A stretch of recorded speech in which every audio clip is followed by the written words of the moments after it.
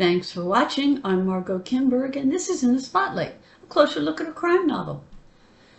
Some crime novels have a very strong sense of place, and that can add a lot to a story.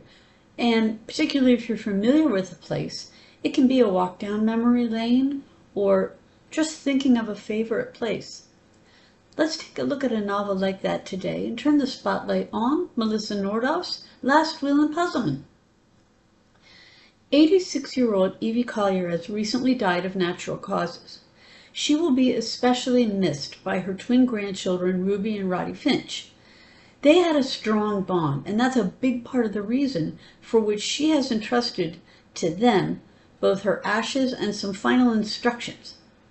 When Ruby opens the package of instructions, she finds not just a list of instructions, but a cryptic puzzle that she and Roddy will have to solve in order to carry out Evie's wishes.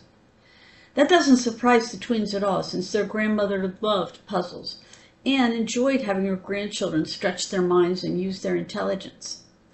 Ruby and Roddy are given the first clue, which they must solve in order to get to the second clue, and so on, until they solve the whole puzzle, when they find out exactly what their grandmother was trying to convey to them.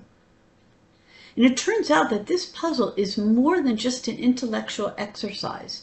It's a puzzle that leads Ruby and Roddy through their grandmother's life and teaches them things about her that they never knew, but that she wanted to share.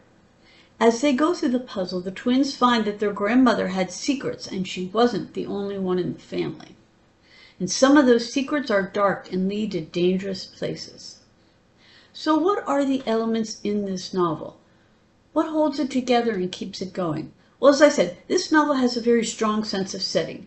It takes place in Lancaster County, Pennsylvania, mostly in the township of Ephrata. And on a personal note, I grew up not very far from that area, and I actually ate at one of the restaurants mentioned in the book. As Ruby and Roddy follow the clues and find out what their grandmother wanted them to know, readers follow along and get to see several of the places in that county. Readers also get a look at the local culture and at the history of the place. The book has two timelines. One is in the present day as the Finch twins follow the clues. The other follows Evie Collier's life from the time she was a young woman in the 1930s until close to her death.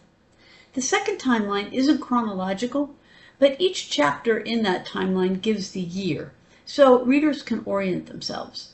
And in each part of the timeline, we learn a little more about Evie, her history, and the sometimes dark truths about her life.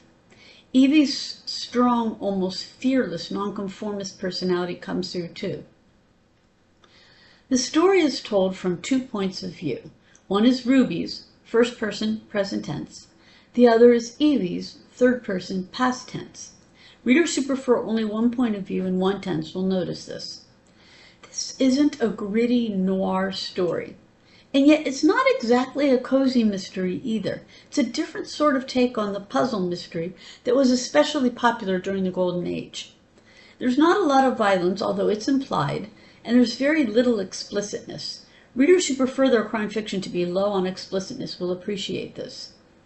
Last Will in Puzzlement is the story of a family over 3 generations and of the remarkable matriarch who started it all.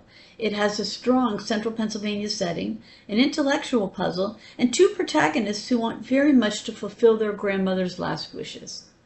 This has been In the Spotlight. I'm Margot Kinberg. Thanks for watching.